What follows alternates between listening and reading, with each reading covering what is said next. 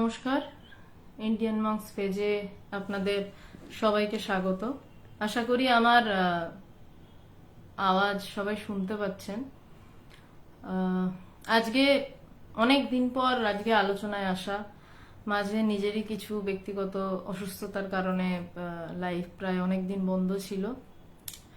এখন থেকে চেষ্টা করব নিয়মিত, তবে মাঝে মধ্যে একটু অনিয়মিত হবে, কারণ কিছু কারণে অনিয়মিত হয়ে থাকে আর কি। তাছাড়া চেষ্টা করব যেভাবে ধারাবাহিকতা বজায় রেখে লাইভ অনুষ্ঠান চলছিল সেইভাবেই ধারাবাহিকতা বজায় রেখে লাইভ অনুষ্ঠানটি চেষ্টা করবে। আমার চেষ্টা চলতে পারে, বাকিটা ঈশ্বরের উপর। কারণ প্রায় 1.5 বছর হলো এই লাইভ আলোচনা চলছে। বেদান্ত ছাড়া, অদ্বৈত বেদান্ত ছাড়া কিভাবে শরীর ঠিক থাকবে, কিভাবে মন ঠিক থাকবে, হ্যাঁ কিভাবে মন ঠিক থাকবে তা নিয়ে একটু কথা বলেছি, বা তার থেকেও বেশি অনেক কথা বলেছি কিভাবে মনকে মেরে দেওয়া যাবে। কারণ মন ঠিক থাকলে মন ভুলও থাকবে, মন ভালো থাকলে মন খারাপও থাকবে। তো যারা দেখছেন যদি একটু দয়া করে জানান যে আমার ভয়েসটা ক্লিয়ার আসছে কিনা, তাহলে একটু ভালো হয়। তো সেই হিসাবে মন নিয়ে কথা হয়েছে, কিন্তু দেহ কিভাবে ভালো থাকবে খুব বেশি আলোচনা এটা নিয়ে হয়নি। আচার্য ঘোষ নমস্কার, রবি রায় নমস্কার, অনেক দিন পর দেখা হচ্ছে সবার সাথে, নমস্কার। শৈবাল বাবু সবাইকে নমস্কার। তো কোনোদিনই কথা বলিনি, আমাদের এক এবং একমাত্র বিষয়, আমার এবং সুদেশনা গাঙ্গুলি দুজনেরই এক এবং একমাত্র বিষয় ছিল যে কিভাবে জ্ঞান লাভ হতে পারে, কিভাবে সম্ভব। এবং তার সাথে এই কথাটাও বারবার বলে যাওয়া, এই আলোচনার মধ্যে বারবার বলে যাওয়া, আচ্ছা আরণ্য মন্ডল ক্লিয়ার, হারাধন দেবনাথ প্রণাম, আশিস কুমার মন্ডল ওকে ঠিক আছে নমস্কার, অমিত লায়ক নমস্কার। আচ্ছা বুঝতে পেরেছি, আমার আওয়াজ ঠিকঠাক যাচ্ছে। আমরা মানে ব্রহ্ম জ্ঞান লাভ কিভাবে হতে পারে এটা ছাড়া আর অন্য কিছু নিয়ে কথা বলিনি, তার কারণ আমরা এটা ছাড়া অন্য কিছু নিয়ে আর কথা বলতে শিখিনি। আমাদের গুরুদেব ভগবান, তিনি আসলে আমাদেরকে এই বিষয় ছাড়া অন্য কোনো বিষয় শেখাননি। এবং আমরা লাইভ নিতে নিতে বারবার একটা কথা বলেছি, এবং মানে বরাবরই এটাই বলে যাব যে এই লাইভে আলোচনা শুনতে শুনতে আপনার মধ্যে ইচ্ছা জাগতে পারে যে এবার আমি গুরুর কাছে যাব, কারণ আমার কেন এখনো জ্ঞান লাভ হচ্ছে না, এই অবধি হতে পারে। কিন্তু কেউ যদি ভাবেন যে লাইভ শুনে শুনেই তার জ্ঞান লাভ হয়ে যাবে, সেটা হয় না, সেটা সম্ভব নয়। কারণ এই জ্ঞান গুরু পরম্পরাগত, আমি গুরু নই। এবং গুরুর পায়ের নিচে সদ্গুরু, যে গুরু নিজে জ্ঞানী এবং আপনাকেও জ্ঞান লাভ করাতে পারেন, তেমন গুরুর পায়ের নিচে বসে এই জ্ঞান লাভ করতে হয়, এবং সেখানে নিজের চেষ্টাটা তো আছেই। আজকের বিষয়টা খুব সুন্দর, যে আত্মা তো আমার এত নিকটে, আমার প্রাণেরও প্রাণ। আমি যখন ঘুমে ঢলে যাই, আমি যখন ঘুমে চোখ খুলে তাকাতে পারি না, যখন আমার কাছে জগৎ বলে অন্য কিচ্ছু আর থাকে না, তখনও কিন্তু তিনি আমার কাছে জেগে রয়েছেন। তিনি আমাকে জানান দিচ্ছেন যে তিনি আছেন। সেই আত্মা আমার এত নিকটে। স্বামীজি জ্ঞানযোগে একটা জায়গায় বলছেন যে আমার চোখেরও চোখ, প্রাণেরও প্রাণ। আত্মা সম্পর্কে বলতে এই কথা বলছেন, আমার চোখেরও চোখ, আমার প্রাণেরও প্রাণ। তাহলে আমি তাকে দেখতে পাই না কেন? আমি তাকে দেখাতো তাকে যাবে না, অ্যাটলিস্ট তাকে অনুভব কেন করতে পারি না? অ্যাটলিস্ট মানে ওটাই বিষয়, অনুভব কেন করতে পারি না? অসুবিধা কোথায়, আটকাচ্ছে কোথায়? অসীম কুমার নমস্কার, বিক্রম বাবু নমস্কার, নুপুর ভট্টাচার্য প্রণাম, সবাইকে প্রণাম।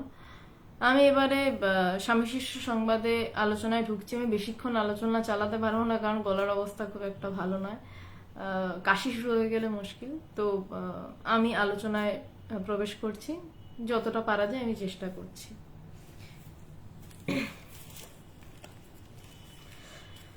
স্বামী শিষ্য সংবাদের প্রায় শেষের দিকে আমরা চলে এসেছি। 217 নম্বর পেজে আলোচনা হচ্ছে।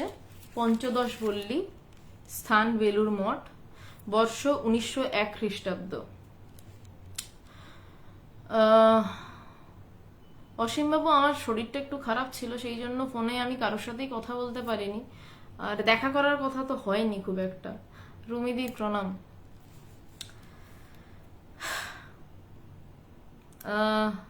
আমি শুরু করছি। স্বামীজির এখনো একটু অসুখ আছে, কবিরাজি ঔষধে অনেক উপকার হইয়াছে। মাসাধিক শুধু দুধ পান করিয়া থাকায় স্বামীজির শরীরে আজকাল যেন চন্দ্রকান্তি ফুটিয়া বাহির হইতেছে এবং তাহার সুবিশাল নয়নের জ্যোতি অধিকতর বর্ধিত হইয়াছে। আজ 2 দিন হইল শিষ্য মঠেই আছে, যথাসাধ্য স্বামীজির সেবা করিতেছে। স্বামীজির এই লাস্ট যে জায়গাটা আমরা আলোচনা করেছিলাম সেই জায়গাটায় মনে আছে যে সেই জায়গাতে স্বামীজি বলছিলেন যে তিনি কবিরাজি ঔষধে বিশেষ ভরসা রাখেন না, স্বামীজির কথা এটা। কিন্তু স্বামীজি বলছিলেন যখন আমার গুরু ভাইরা চাইছে তাহলে আমি তাদের জন্য কষ্ট করব। তো কিরকম কষ্ট করছেন গুরু ভাইদের জন্য? না, মাসাধিক কাল, কয়েক মাসেরও বেশি, যে ঘন্টায় ঘন্টায় জল খেত, সে এক ফোঁটা জলও খাচ্ছে না, কেবল দুধ খেয়ে রয়েছে। মাসাধিক শুধু দুধ পান করিয়া থাকায় স্বামীজির শরীরে আজকাল যেন চন্দ্রকান্তি ফুটিয়া বাহির হইতেছে। বলছে স্বামীজির শরীরে চন্দ্রকান্তি ফুটে বেরোচ্ছে এবং তাহার সুবিশাল নয়নের জ্যোতি অধিকতর বর্ধিত হইতেছে। বলছে তাহার সুবিশাল নয়নের জ্যোতি আরো যেন বেড়ে গেছে। আজ 2 দিন হইল শিষ্য মঠেই আছে, যথাসাধ্য স্বামীজির সেবা করিতেছে। আজ অমাবস্যা। এই গুরুর সেবা যে করতে পারে, গুরুর তো অনেক শিষ্য থাকেন, তার মধ্যে কয়েকজন হাতে গোনা শিষ্য অধিকারী হয় তার সেবা করার। এই সেবাধিকার পান যে শিষ্য তারা অবশ্যই বিশেষ, কারণ গুরু চট করে কাউকে সেবা করার অধিকার দেন না। তো শিষ্য সেবা করার যখন অধিকার পাচ্ছে স্বামীজির থেকে, তো বুঝতে হবে সে বিশেষ। এটা তখনই বোঝা যায় সে বিশেষ। আর তারপর তো সে যে বইটা লিখলো, এই যে বইটি আমরা পাঠ করছি এখন, স্বামী শিষ্য সংবাদ, এই বইটি পড়ে যে কতজন ঘর ছেড়ে বেরিয়ে সাধু হয়ে গেল তার তো ইয়ত্তা নেই। শিষ্য মঠেই আছে, যথাসাধ্য স্বামীজির সেবা করিতেছে। আজ অমাবস্যা। শিষ্য নির্ভয়ানন্দ স্বামীর সহিত ভাগাভাগি করিয়া স্বামীজির রাত্রি সেবার ভার লইবে স্থির হইয়াছে। এখন সন্ধ্যা হইয়াছে, রাত্রিবেলাও কাউকে থাকতে হচ্ছে, কারণ স্বামীজির শরীর খারাপ, বোঝাই যাচ্ছে। 1901 খ্রিস্টাব্দে এবং 1902 খ্রিস্টাব্দের জুলাই মাসে স্বামীজি দেহত্যাগ করেন। তো শিষ্য রাত্রিবেলাতেও স্বামীজির রুমে থাকছেন।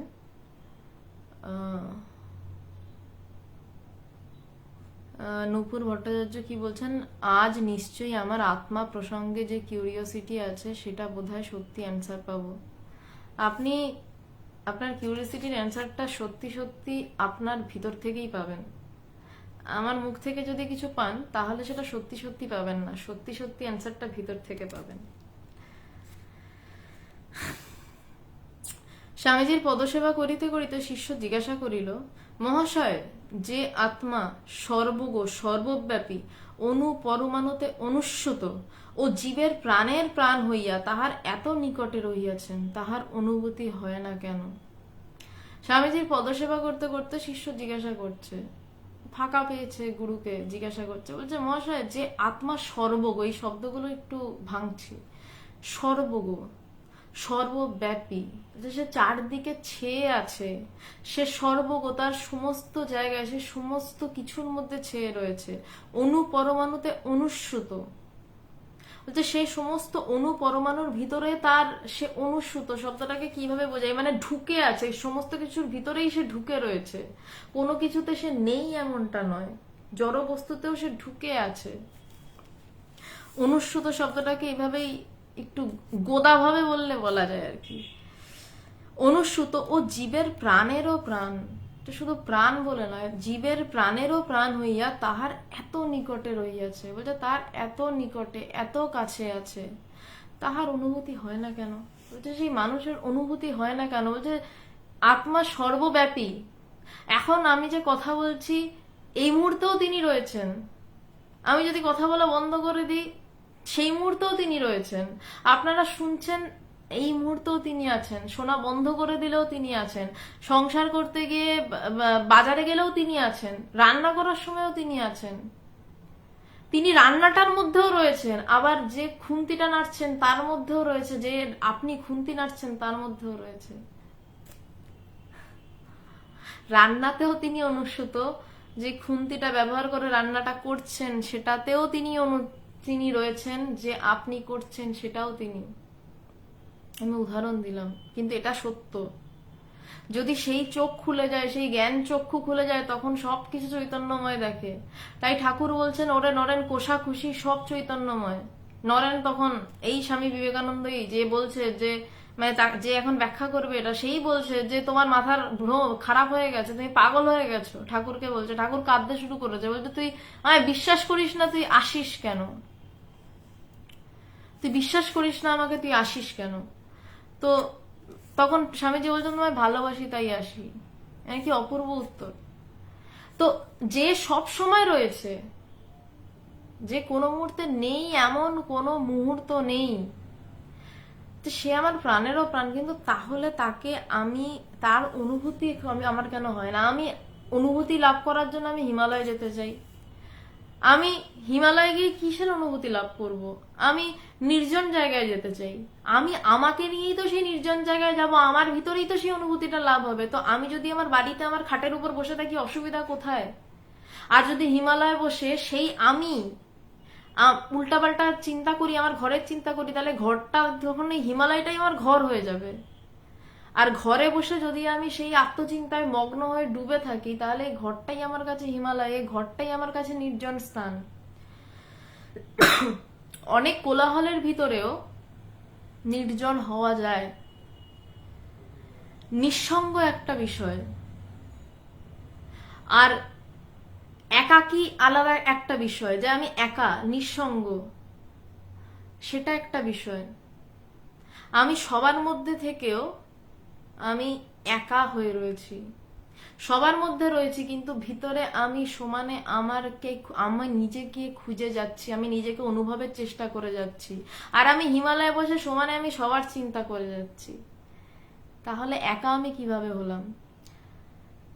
তো যেখানে তিনি সর্বদাই ছড়িয়ে রয়েছেন, সব জায়গাতে ছড়িয়ে রয়েছেন, যেখানে তার অস্তিত্ব নেই এমন কোনো জায়গা নেই, তো তাহলে তাকে আমরা অনুভব কেন করতে পারছি না? সৌরভ প্রণাম। স্বামীজি বলছেন তোর যে চোখ আছে তা কি তুই জানিস? যখন কেউ চোখের কথা বলে, আমার চোখ আছে বলে কতকটা ধারণা হয়। আবার চোখে যখন বাড়ি পড়ে, যখন চোখ করকর করে, তখন চোখ যে আছে তার ঠিক ঠিক ধারণা হয়। বলছে তোর যে চোখ আছে তুই কি জানিস? আমাদের যে চোখ আছে আমরা কি আলাদা করে জানি? আমরা দেখতে পাই, যে যার চোখ নেই সে মর্ম বোঝে, সেটা আলাদা। এটা একটা সাধারণ উদাহরণ দিয়ে স্বামীজি বোঝাচ্ছেন। বলছেন যে তোর যে চোখ আছে তা কি তুই জানিস? যে জানে, সে কিন্তু জানে না সে তার চোখ রয়েছে, সে কিন্তু সব দেখছে। কেউ একদিন এসে বললো আরে তোর চোখ আছে, আচ্ছা আমার চোখ আছে, ঠিক আছে দেখছি। কিন্তু এই চোখে যদি সামান্য একটু বালির একটা দানা পড়েছে, তখন যে করকর করবে, যতক্ষণ না বালির দানা চোখ থেকে বেরোবে আমাকে উস্তারা করে মারবে, এবং বোঝা যাবে হাড়ে হাড়ে যে আমার চোখ আছে।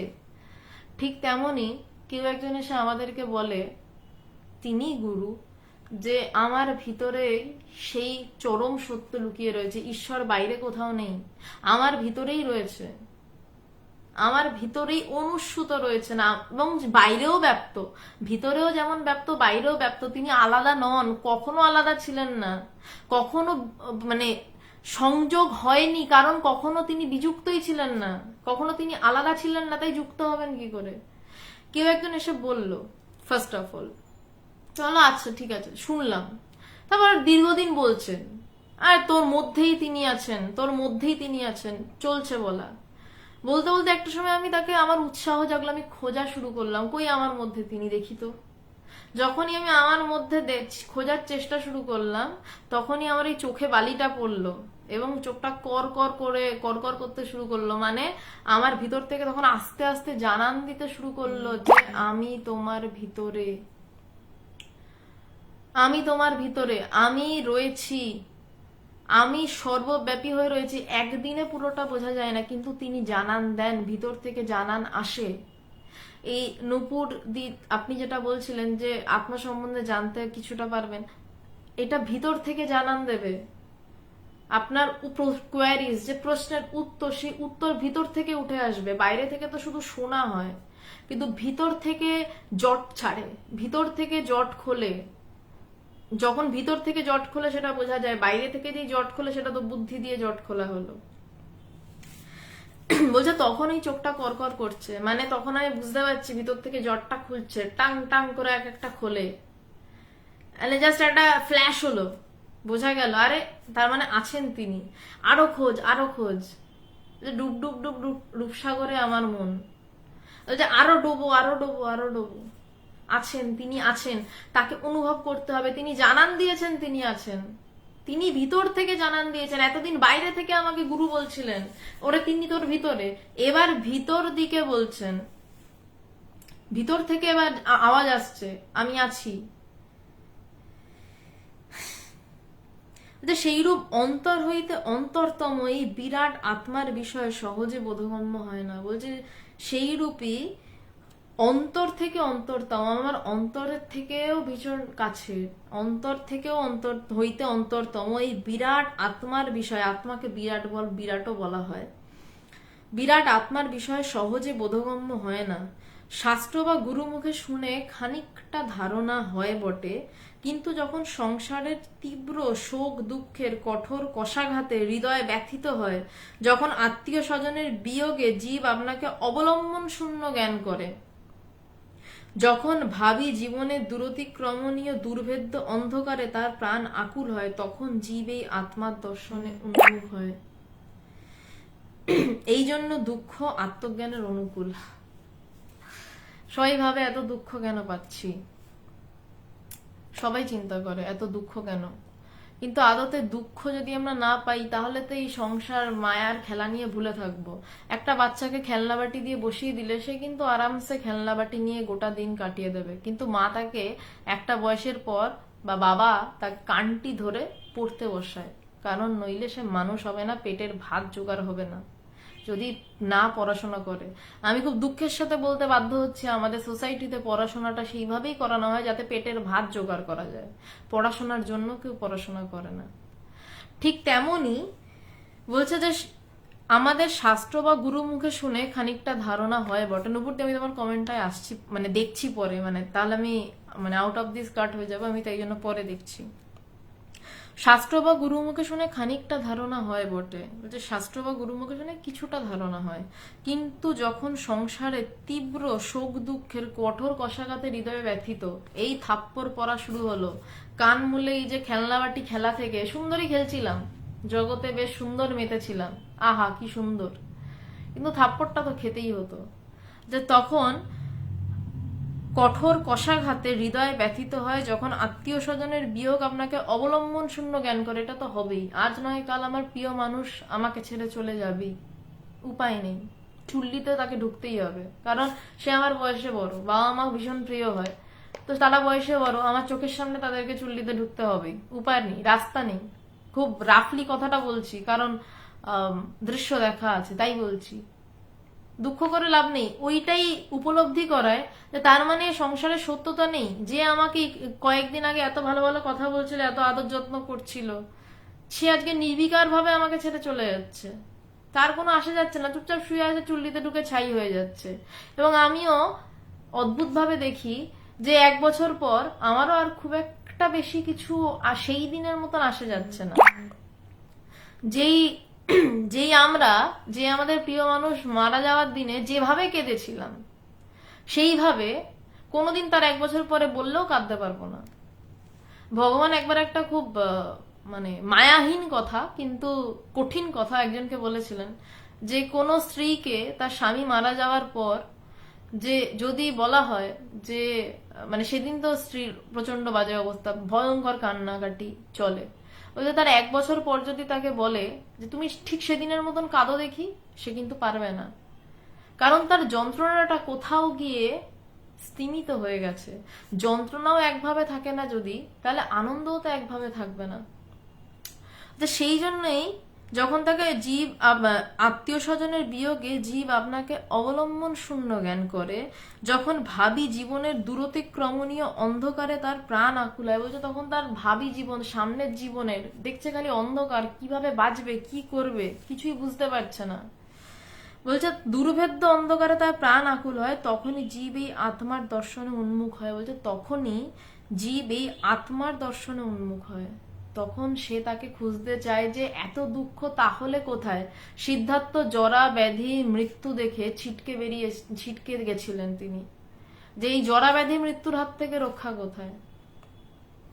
বলছে এই জন্য দুঃখ আত্মজ্ঞানের অনুকূল, কিন্তু ধারণা থাকা চাই। দুঃখ পেতে পেতে আরেক ধরন রয়েছে, যারা একটু ধারণা রাখে যে দুঃখের পারে যাওয়ার রাস্তা আছে, তারা কিন্তু চট করে ঈশ্বর লাভ করার জন্য ধরে ফেলে যে আমি বুঝবো, আমি এই দুঃখকে অতিক্রম করব। আর আরেক দল থাকে দুঃখ পেতে পেতে কুকুর বেড়ালের মতন মরে যায়। কুকুর বেড়ালের মতন মরে কেন বলছে? কারণ তারা চিন্তা করতে পারে না। মানুষের চিন্তাশীলতা রয়েছে, কুকুর বেড়ালের চিন্তাশীলতা নেই।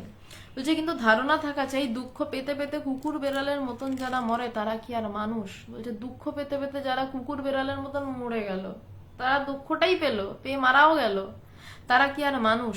মানুষ হচ্ছে সেই যে এই সুখ দুঃখের দ্বন্দ্ব প্রতিঘাতে অস্থির হয়েও বিচার বলে ওই সকলকে নশ্বর ধারণা করে আত্মরতিপর হয়।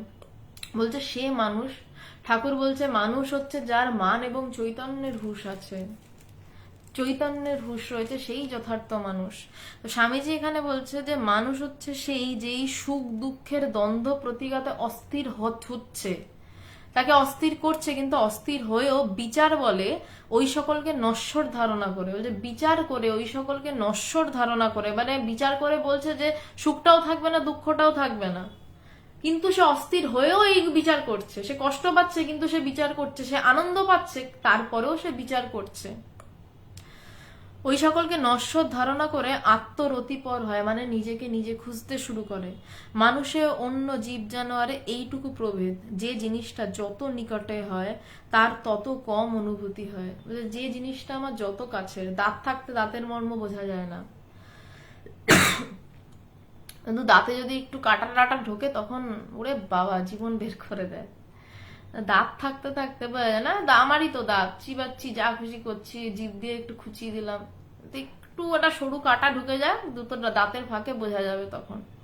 তা বলছে যে আত্মা, সরি লাইনটা হারিয়ে ফেললাম, যে জিনিসটা যত নিকটে হয় তার তত কম অনুভূতি হয়। বলছে তার তত কম অনুভূতি হয়। আত্মা অন্তর হতে অন্তরতম, তাই অমনস্ক চঞ্চল চিত্ত জীব তার সন্ধান পায় না। আত্মা অন্তর থেকে অন্তরতম, তাই অমনস্ক, যাদের মন সেই দিকে নেই। স্বাভাবিকভাবে ধরুন আপনি একটা খুব মন দিয়ে সিনেমা দেখছেন, সেই সময় যদি পাশে কেউ কীর্তন করে হরে কৃষ্ণ হরে নাম এই অবধি শুনবেন, তারপর কি যে বলছে হে কৃষ্ণ করুণা সিন্ধু আপনার কানে আসবে না, কারণ আপনি মন দিয়ে সিনেমাটা দেখছেন।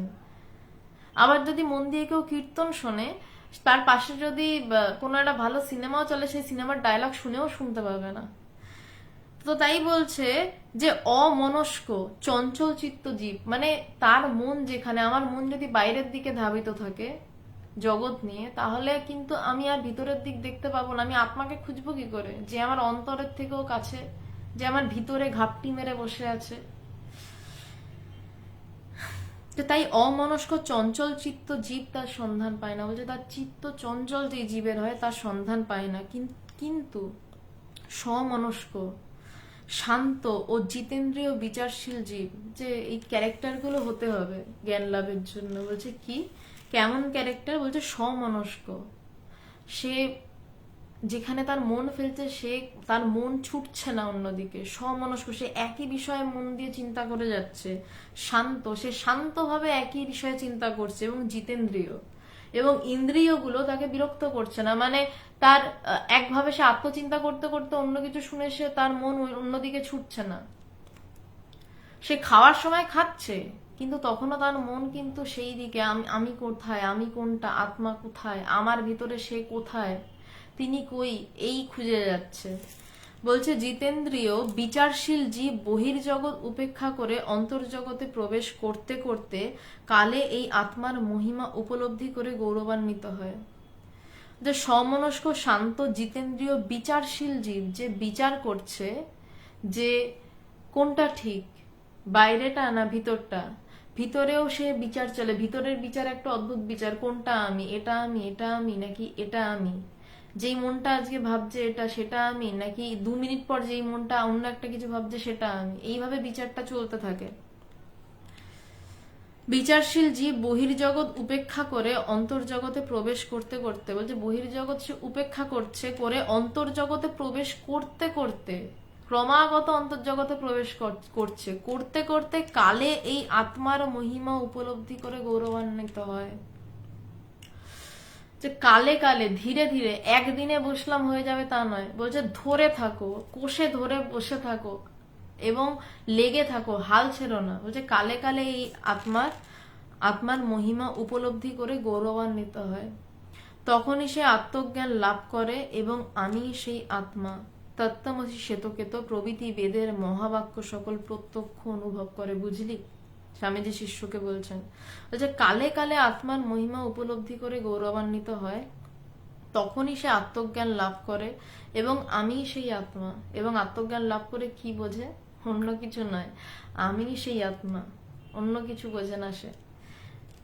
এবং আমি সেই আত্মা, সামনের মানুষটাও সেই আত্মা, যা দেখছি তাও সেই আত্মা। সেই প্রথম যেটা দিয়ে শুরু করেছিলাম, রান্নাটাও তিনি, খুন্তিটাও তিনি, আমিও তিনি, এটা তখন সে বোধ করে। তত্ত্বমসি শ্বেতকেত প্রভৃতি বেদের মহাবাক্য সকল প্রত্যক্ষ অনুভব করে। বুঝলি, আজকে তাহলে এই অবধি থাক। নূপুরদির একটা প্রশ্ন ছিল, আমি দেখিনি।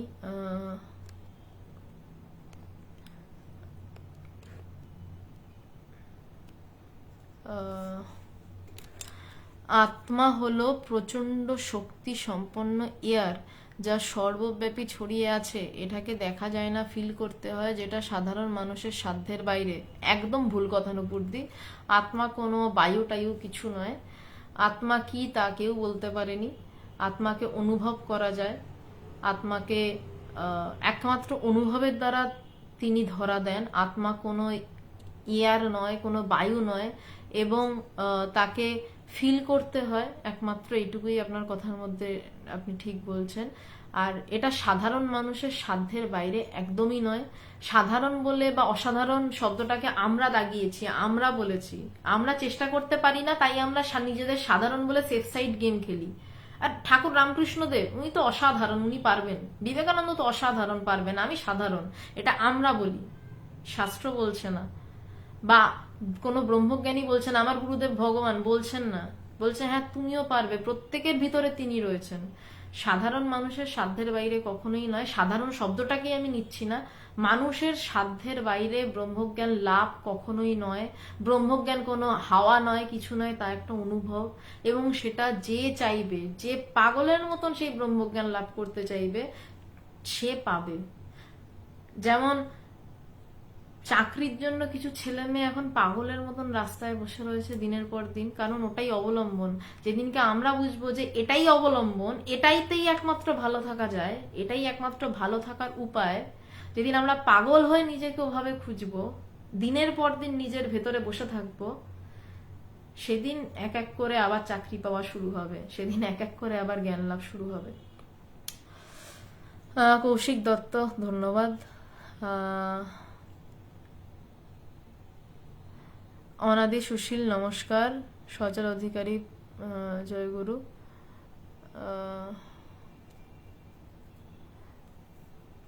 শর্মিষ্ঠা গাঙ্গুলি, প্রণাম। কৃষ্ণ হালদার, আমি তো মুক্তির পথে নিয়ে যাওয়ার কেউ নই, আমি শুধু এই কথাগুলোই বলতে পারি, আপনি কোনো সদ্গুরু খুঁজুন এবং তার পায়ের নিচে বসে মুক্তির পথে যাওয়ার চেষ্টা করুন, এটুকুই বলতে পারি। আমি শুধু এইটুকু বলতে পারি, আমি মুক্তির পথে নিয়ে যাওয়ার কেউ নই।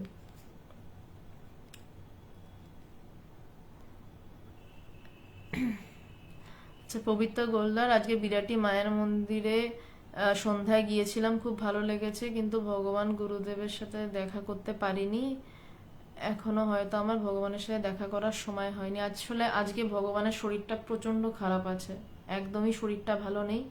সন্ধ্যার পর প্রায় 8টার পর সামান্য একটু ভালো বোধ করছেন, আজকে ভীষণই খারাপ আছেন, উঠতেই পারেননি, দেখাই করতে পারেননি। ভগবানের শরীরটা যে খারাপ আছে, তো সেই জন্য আপনার সাথে আজকে দেখা হয়নি। আদারওয়াইজ কালকেও উনি বিকালে দেখা করেছিলেন এবং রোজই দেখা করছেন বিকালে, আজকে সারাদিন দেখা করতে পারেননি। জুয়েল বৈদ্য, ধন্যবাদ।